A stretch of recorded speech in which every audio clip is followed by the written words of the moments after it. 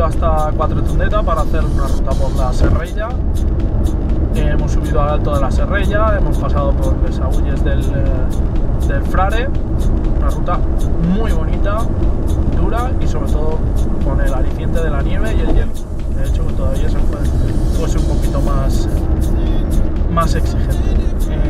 Una ruta que hemos hecho en compañía de los compañeros del reto 16 cimas. Nos vemos en próximos vídeos. ¡Venga!